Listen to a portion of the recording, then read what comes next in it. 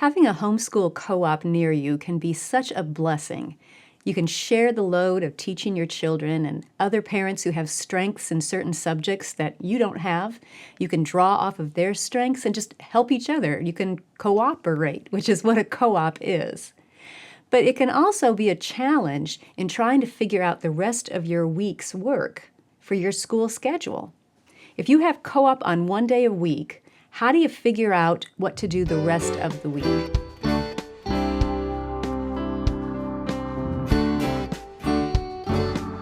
Welcome to the Simply Charlotte Mason podcast. I'm Sonia Schaefer. Today joining me is Laura Pitney. Laura, thanks for joining us again. You've had a lot of experience with co-ops. Yes, ma'am. And you helped us a lot with our own co-op material, the Charlotte Mason Together series. Let's talk about how we balance a co-op one day a week and what we're doing the other days of the week for our own schoolwork. Yeah, definitely. That's a tricky balance, but one of the first things to figure out would be, what's the purpose of your co-op? Is it to get the full curriculum done in one day with the other families, or is it just maybe the enrichments or complements to your main homeschool? So how would you define all or nothing kind of thing? Well, it seems like first thing you got to do is see which subjects are being taught. Yeah. Absolutely. And as you said, some of them might be one and done. Mm-hmm. For example, if you do nature study there, you can check that one off. Right. You don't necessarily have to do it at home, but you might, if something pops up during the week, you have the freedom to enjoy that time. Absolutely. But then there are other subjects that you're only covering a component of that particular study in the group setting. Right. For example, picture study. They might show the picture and we're going to discuss it, or they might read the biography and discuss it and narrate it. But there's still the component of displaying that picture for the rest of the week. Yeah, and that would be more of the complement, so getting maybe the main lesson or part of the lesson at the co-op and then using the review or reinforcement during your home time during the week. So that's a great example of that. So you can, when you say during your home time, I'm thinking you can still follow the lesson plan guides.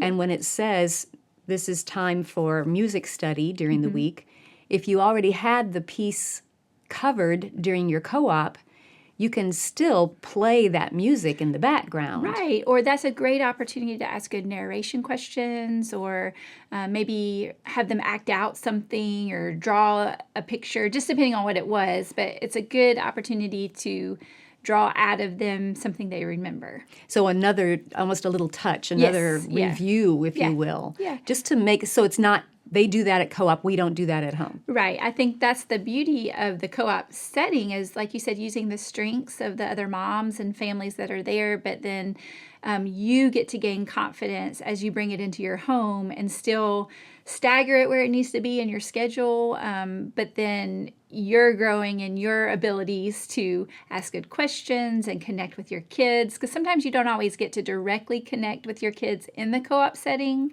at the time, because usually there's a lot of things happening. And yeah, you might be teaching another class while they're in this one, or you're teaching this age group and your older ones are elsewhere. Yeah. Right. So I definitely think there's value in still having music study time in your regular schedule at home, as well as if you got the main lessons at the co-op. So it's a good time to connect with your kids. Because I think one of the goals we have is that we want these picture study and music study and poetry and all of this to become a lifestyle for our children and for in our homes. Right. So relegating it to, that's something we do there one day a week is going counter to what our goal is, really. Right. Another thing that you can do at home is the home, we call them home extensions in our Charlotte Mason Together co-op materials, where we give ideas for those extra touches at home. Right, and there's a lot of freedom in that, because if you've already got your main lesson done and then you maybe really were drawn to something that was taught, those home extensions give you ideas and, I don't know, more lesson plans, if you will, for how to go deeper in that subject. So they're very beneficial to, again, just pouring more into your child over those topics. And we don't want to overload. No, not at all. Not at all. It's not like we're doing the whole lesson again. Right. It is just another little reinforcement. So, as you said, I love that word complement, Yeah. that the two can complement each other. So, let's think through a few other school subjects. We've mentioned music study and how you can do the focused listening time at the co op, but then at home, we're going to listen to that music during the week and have other ways to respond potentially. Right. We talked about picture study, where you're displaying that picture all week long, and you can still talk about other aspects that the children notice. Let's talk about poetry. Sure. So, what might a poetry lesson, well, I'm going to assume during the co-op, I'm just going off of our Charlotte Mason Together lesson plans. In the co-op setting, they are reading through a new poem and they are discussing it. So how do we complement that at home? Well, I think one of the things that you can do is practice maybe a poem they want to memorize. They could even take the time to illustrate maybe what they saw in their mind when it was being read at the co-op, just to make another connection. I think one of the beautiful things about doing a co-op is the opportunities the children may have to recite or speak in front of other children. I think that gives good life skills to be able to good public speaking yes. practice. Yeah. Absolutely. So that may be something you want to practice at home, obviously, so that you set them up for success to where maybe they want to recite it in front of their peers at the co-op. So just practicing and memorizing and possibly reciting at home is a way that you could do a home extension for poetry. Yeah, and in our lesson plan guides, we've got poetry scheduled twice a week. Once for reading a new poem and once for practicing it. Yep. So you could easily use those two time slots to do those types of things at home. Yeah, it's a great idea. Okay, let's talk about hymn singing. Yes. To me, this is an easy one. Right. We're going to sing the hymn at the co-op. We've got it scheduled for 2 days a week. So the other day of the week, sing it at home. Right. You know? No problem there. That's an easy one. Yep. Handicrafts. How did you work that out with your co-op? Yeah, so handicrafts are challenging, but not impossible. So when you're in a group setting, you have a wide variety of skill sets, of ideas, of creativity. So we've done it different ways, and I think this is just figuring out the flavor of your co-op. So we've done one specific skill as a group. So all the children, all the parents, we're all conquering whatever the handicraft is together. Like crochet. Everybody's Correct. going to do crochet. Correct. Okay. We're going to work on learning the stitch, all of that together. The downside to that is some people are more advanced, some are beginners. It's hard to keep the pace with everybody together. Yes. So you may have to break up into groups based on skill level. There's got to be some margin there to figure out how to accomplish the lessons if you're wanting to keep the pace with everybody. Not because some kids get bored, some are frustrated. So it's just finding the right balance with that. And especially in something like handicrafts, because it is so skill-based. Right. Where, picture study is not skill-based. Correct. So, yeah, this could be very... Right. And you may have children that pick up on it right away, and then you may have the mom that's like, this is so frustrating, Exactly. I can't do it. Yeah. So figuring out the right balance, I think, is a little tricky, but not impossible.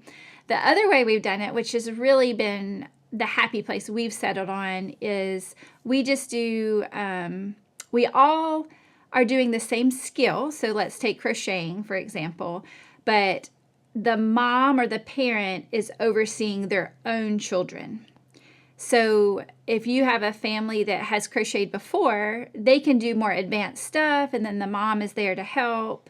If you have beginners, then maybe some of the beginners will the mom beginners will tag team to figure it out.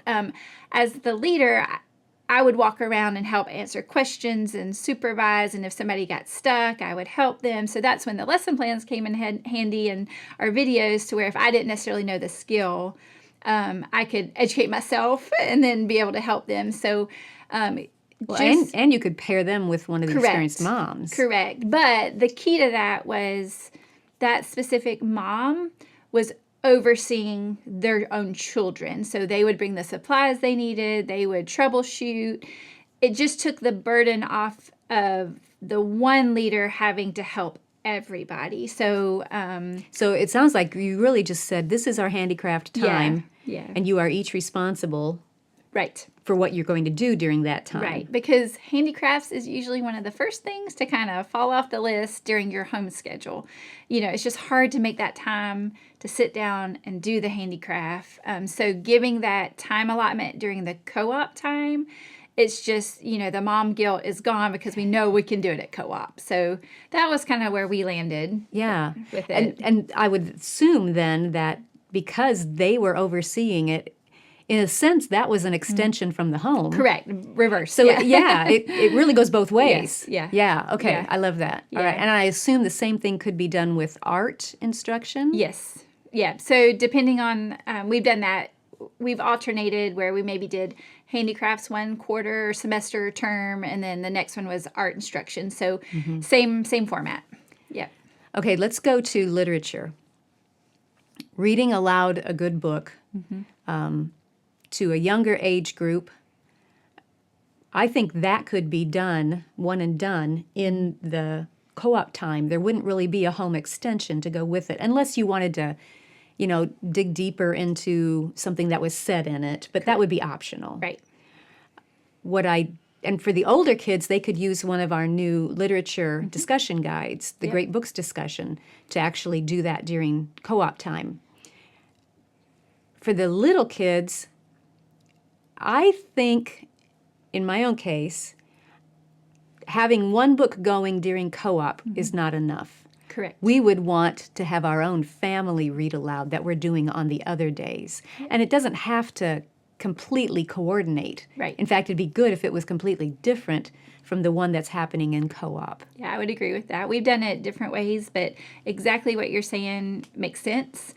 We've also done it where we've gotten the seasonal type things plugged in to maybe the read alouds that are the one and done at co-op, and made some special exceptions, maybe a tradition day, or tried to coordinate, what was happening on our calendar, if that makes sense. So that's a good opportunity to plug in for that as well. But the times we've done a read aloud book with the older kids in the co-op, it's been so fun to see them connect and talk about it. Yeah. But then our family read aloud is still our own family read aloud, which, there's connections there too. So it's really a beautiful thing. So it's not, I don't want to give the impression that we're doubling up. Correct. That we're increasing the workload for the parent. It is rather, we're doing the same subject on two separate tracks, if you will. Yeah. And the co-op track is only happening the one day a week. It's the other days of the week that we've still got our literature component going at home. Yeah, that makes sense. So it's not like, let's go to co-op all day, and then we're going to come home and do our own lessons the rest of the day. That would be overload. I assume you didn't do any of these home extensions on the same day Correct. as co-op. Co-op day was co-op day. And so, whatever day that was, then the other 4 days we would do our regular home routine. So as we talk about that regular home routine, then let's talk about that schedule. One of my big concerns with doing a co-op that focuses on the enrichments, and we've talked about this before, is Charlotte talked so much about using different parts of the brain as you go through your day's sequence of lessons. And that picture study and music study and poetry and handcrafts, those add such nice change of pace. If you take all of those out and put them all on one day, are you left with only read and narrate during the day? That to me is counterintuitive. Right. What I've done, because I 100% feel the same way, we need those breaks. We need those enrichments in our schedule to help keep everybody lively and focused. So I've still planned, if we're going to read and narrate, then we're going to review art study. And then if we go do math, then we might sing a hymn. So I really still try to incorporate at least the time slot that would be the enrichments class. So it just may be a gentle touch to use a different part of the brain, and then that way we can get back to the other focus studies. So it might not be as long a time period as what is specified in the lesson guide. Correct. But it does do that little switch Yeah. for the brain. Yep. I like that idea. That's great. Thanks for helping us think through how to balance co-op and time at home. Do you want to just give any encouragement about people who are thinking about participating in a co-op?